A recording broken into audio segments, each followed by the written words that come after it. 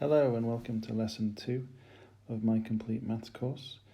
Today's lesson we're going to start with a recap of lesson 1 and then we're going to dive into today's topic, which is division. So first of all, we learned in lesson 1 what is multiplication. So pause the video. What is multiplication? So multiplication is just addition. So for example, if I do 3 times 5, that means add 5 3 times. That's where the word times comes from. So I get 15. When we multiply two numbers together, what shape do we get? So again, pause the video. Yes, we're either going to get a square or a rectangle. If the numbers are the same, we'll get a square. So for example, 2 times 2, that'll generate a square.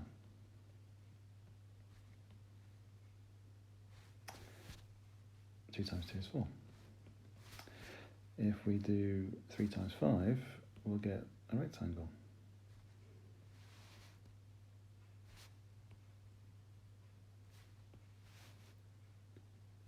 So that's 5 meters and that's 3 meters. So that's when we multiply the same number by itself, it's called squaring. That's why, because we get a square. So if the numbers are different, we won't get a square, we'll get a rectangle. What information do we get about the rectangle or the square when we multiply the two numbers together? Right, we get the area. So the area of this rectangle would be 15 meters squared, because that's how many squares are in the rectangle. So if I just draw a line across here, a line across here, and some lines down, we can see that each of these squares would be 1 meter by 1 meter, and there are 15 of them. 5 plus 5 plus 5. What's the definition of area? The definition of area is how many squares can we get in this shape. So in this case it's going to be 15. And what size is the square? We must also say what size the square is. Next up, what do brackets mean? What do brackets mean? So brackets are another symbol for multiplication. So brackets mean multiply.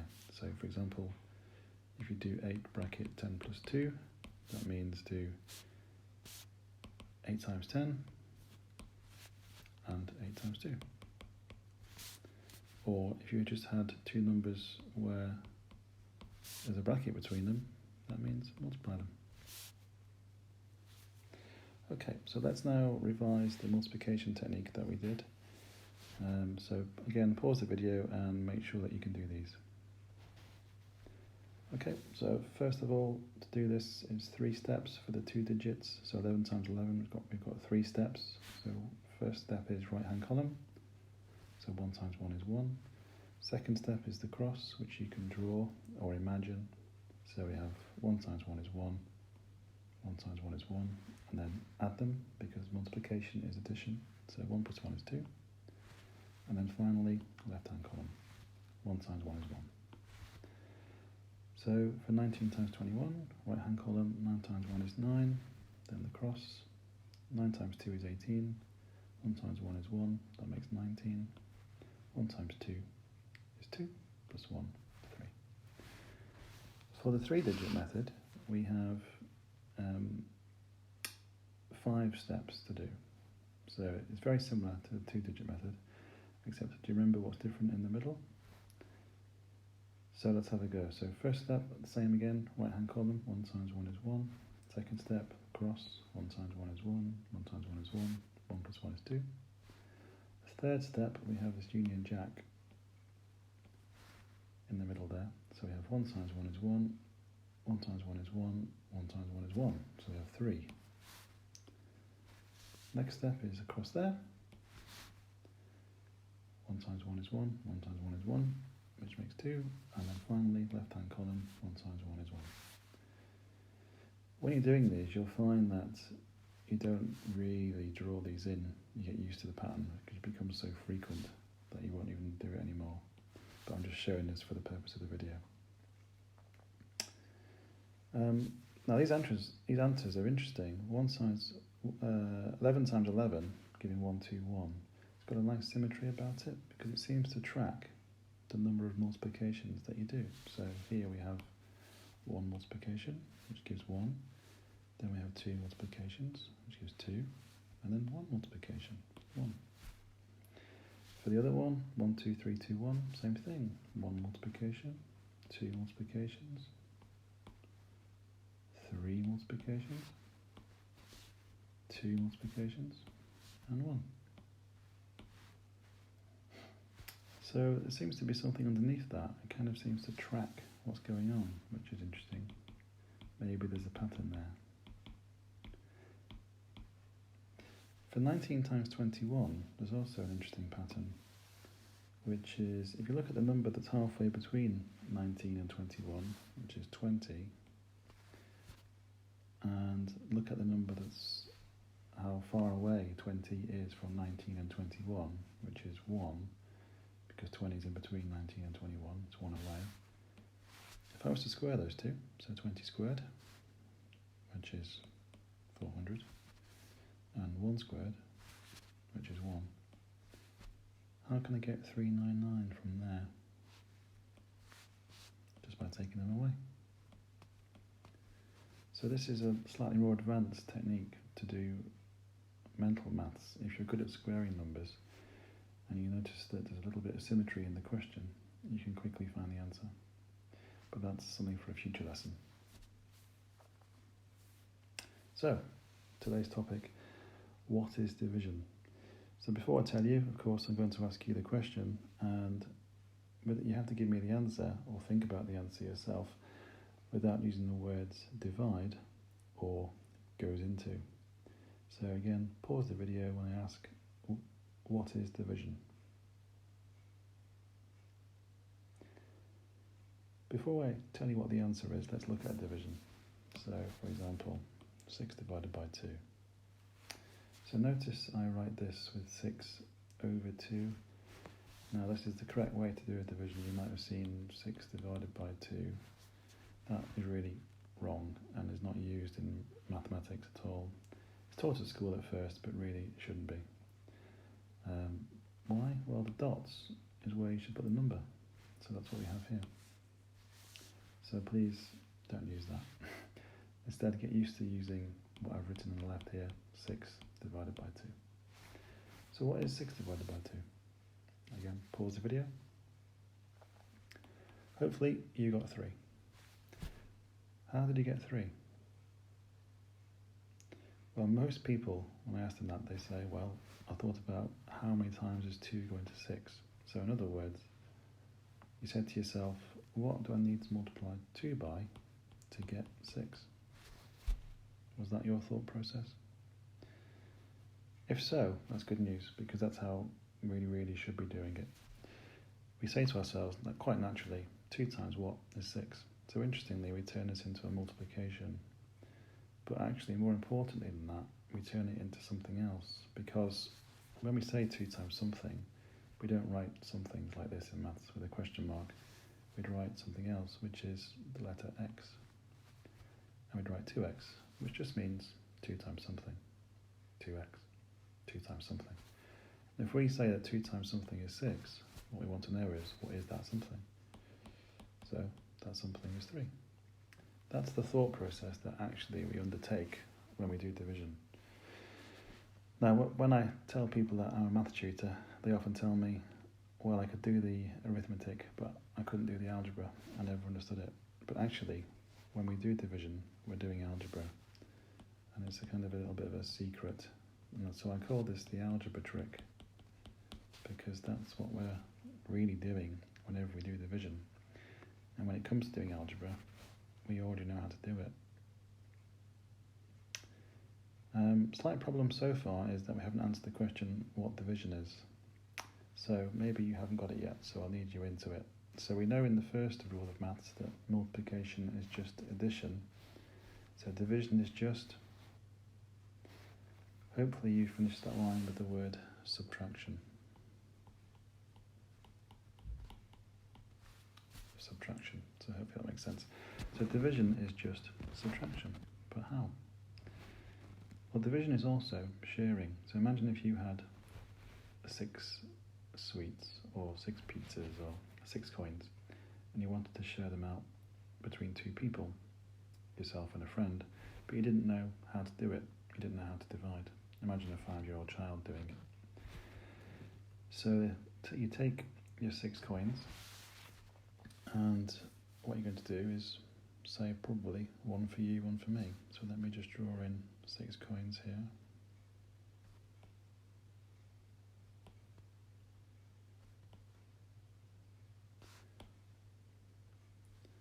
There's an elliptical coin there, that's good.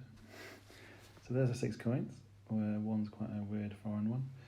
And what we're going to do is divide them between the 2 people. So here's my expert drawing of the 2 people that we're going to get the coins. So 1 for you, 1 for me is probably what you do. So take 2 coins, 1 for you, 1 for me. Same again, 1 for you and 1 for me, and same again, 1 for you, 1 for me. So if we do that, we'll see that we'll get 3 coins each. There are 3 coins there,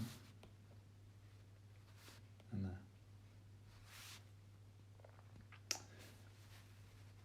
So let's look at what happened using numbers. We started off with 6, and then we did 1 for you and 1 for me. And what happened was we took away 2 from the pile, and that left 4. Then we repeated it, and we took away 2 from the pile, and that left 2. Then we did the same thing again, and that left none. All the coins have been shared out. How many times have we subtracted?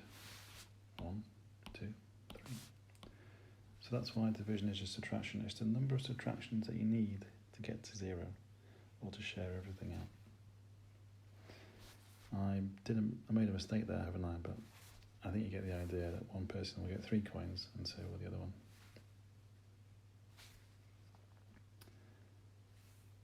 Okay, so that's division. Now division isn't as accommodating as multiplication. It's a little bit more complicated. One of the first issues that we have is that there are 3 types of division. The first type, the one we just done, I call that a more than one type, because the answer that you get is more than 1. So what do you think the other two types will be? So pause the video and have a think. So the other 2 types are either the answer is going to be more than 1, equal to 1, or less than 1. There are 3 types. So can you give me an example of a division which has the answer 1? How about 6 divided by 6? That's 1. And also, interestingly, 6 take away 6 is 0. It takes 1 subtraction to get to 0. Can you give me an example of a division where the answer is less than 1?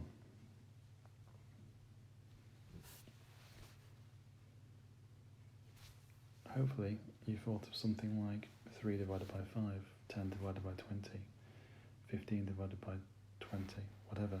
As long as the number on the top is less than the number on the bottom. So I'm going to use 4 divided by 6. What does 4 divided by 6 equal? Now you might think 0 point something, but actually we don't want to do that. We don't want to think of decimals. So when it comes to doing division, we want to stay away from decimals.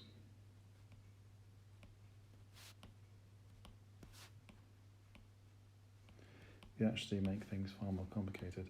I know that you've probably been doing decimals at school or in your own study.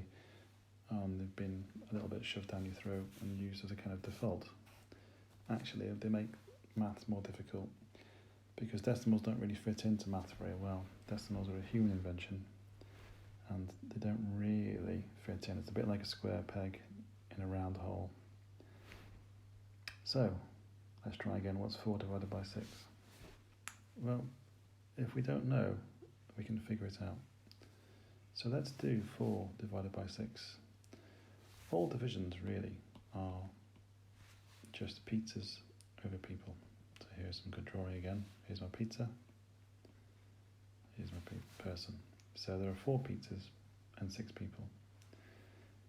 Now, are they going to get a pizza each?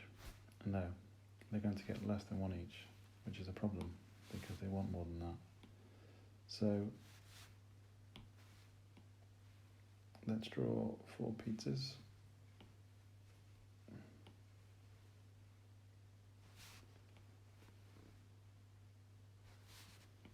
Another elliptical one there.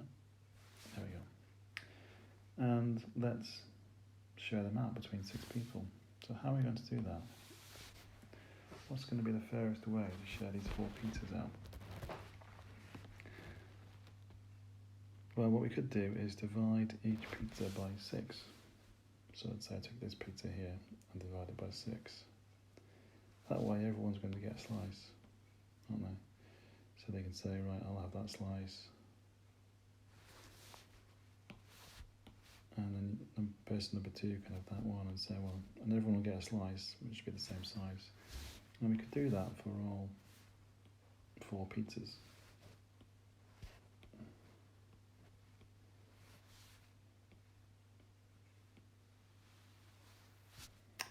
And all these slices should be the same size as each other. So when it comes to putting these on our plate,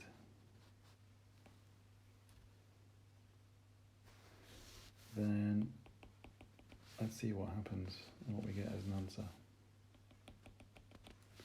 So let's say that I always take this slice from each pizza. And I'm going to put them on my plate and see what I get. So there's my first one, so I'll put that there. Then my next one.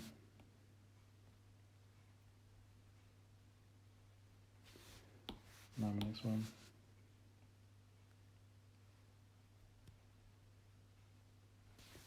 And the final one. So you should be able to see there that my plate is not completely covered. Well, that's what we expect because we should have less than 1 pizza. But what have I got? Well, I cut the pizza up into 6s and I cut the plate up into 6, and you can see that I got 1, 2, 3, 4 slices, and each of these is 1 pizza or plate divided by 6. So since I got 4 of them, I got 4 6. So there we go, that's the answer. But the trouble with this answer is it's actually the same as the question. We started off with 4 divided by 6, and I got the answer 4 6. So that's not being much use. So what can we do? Well, what we can do is instead of dividing the plate by 6, how about we divide it by 3? If I do that, I now have 1 whole part there, 1 whole part there, and nothing here. So I've only got 2 out of 3, or 2/3. So that's what 4 divided by 6 is, or 4 6. It's equal to 2/3. Looking at the numbers, what's happened to make 4 become 2 and 6 to become 3? Well, they seem to have halved, but really what actually happens is we find the largest number that goes into both 4 and 6. So what's the largest number that goes into both 4 and 6? 2. So 2 goes into 4 twice, and 2 goes into 6 3 times. That's called simplifying.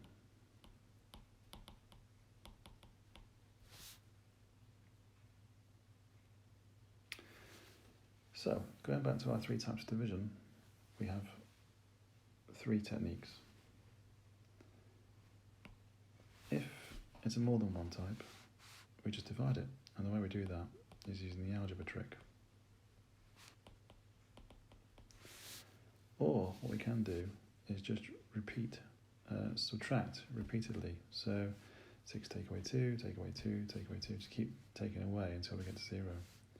So that's division is just subtraction, which is the second rule of maths, because we're going to see it again and again as we go along. So there are two options if it's more than 1. If it's equal to 1, that's easy, it's equal to 1. And if it's less than 1, we're going to simplify it if possible. And the way we simplify it is to find the largest number that goes into both.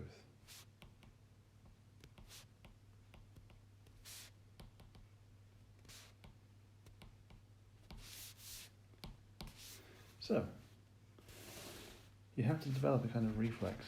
Whenever you see a division, the first question you have to ask yourself is, what type is it? Is it more than 1, equal to 1, less than 1? And they're easy to identify, because if it's more than 1, the number on top will be more than the one on the bottom. If it's less than 1, the number on top will be less than the one on the bottom. So we can now write that one as 2/3, can't we? So let's do some divisions and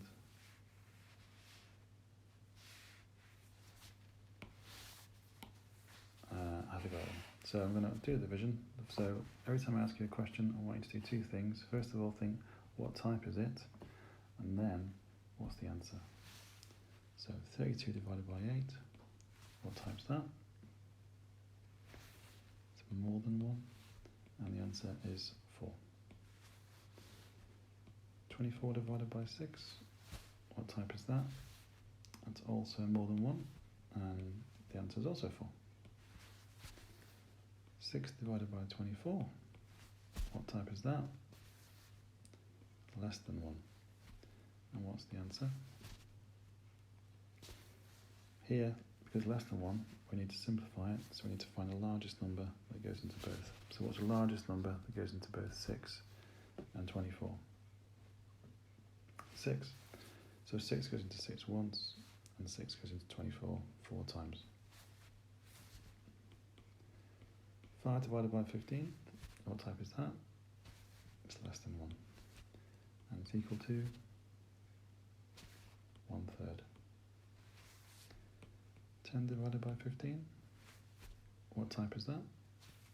Less than 1 as well, and that's 2/3. The largest number that goes into both 10 and 15 is 5. 5 goes into 10 twice, 5 goes into 15 3 times.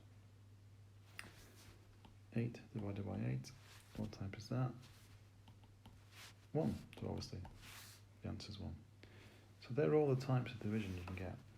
But remember I said that division is not as accommodating as multiplication. Multiplication is good because it just tells you how many times to multiply and then you do it. Or how many times to add and then you do it. So 4 times 6, add 6 4 times. That's fine. With division, we have a problem, and that is not every division goes in. So far we've just done nice divisions. So what about if I change it to 25 divided by 6? What type is that? Well, it's more than 1. What's it equal to? So here a lot of students say 4 point something or 4, not sure. Again, we don't want to use decimals, so we don't want to say 4 point anything. We want to figure out what it's going to be. Remember, it's pizzas over people. A good way to remember that is think about a food fight. If someone's throwing a pizza at you, this will be the thing you'll see just before the pizza hits you in the face. The pizzas always be above you. People throw pizzas over their heads at each other, not below them. So it's always pizzas over people. So if we wanted to figure out how many pizzas the people get each, we have 25 pizzas, there are 6 people. How many 6 and 25? Well, we know there are at least 4, because 4 times 6 is 24, as we saw earlier. But if that's the case, what's going to happen is 4 times 6 being 24, that there'll be 1 left over. And we call that remainder 1. We write R1 for that. And what's going to happen to this pizza that's left over? Well, if the people are still hungry, then they'll share it, hopefully, if they're civilized. So the 6 people say, okay, we'll cut it 6 ways, like we saw earlier.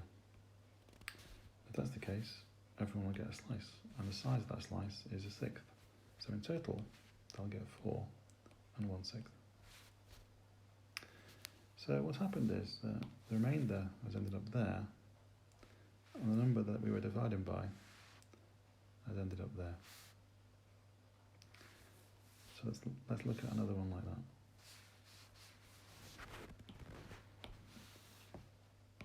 Let's look at 26 divided by 6. Again, it's more than 1. And we know it's going to be 4. What's the remainder? 2. So it's 4, remainder 2. The 2 is going to get divided by the 6, so it's 4 and 2/6.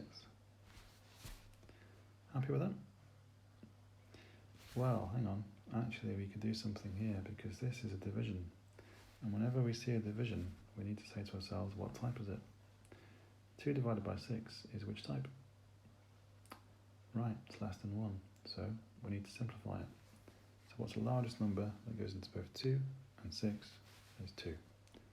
So 2 into 2 goes once, and 2 into 6 goes 3 times. So we must finish it off, we must simplify the division that's left over. Writing 4 and 2/6 isn't wrong, but it's not finished, so we need to keep going with it. Now it's finished, I'm not happy. So there you go. Most divisions don't go in, so for example, if you look at the numbers between 24 and 30, and divide these by 6,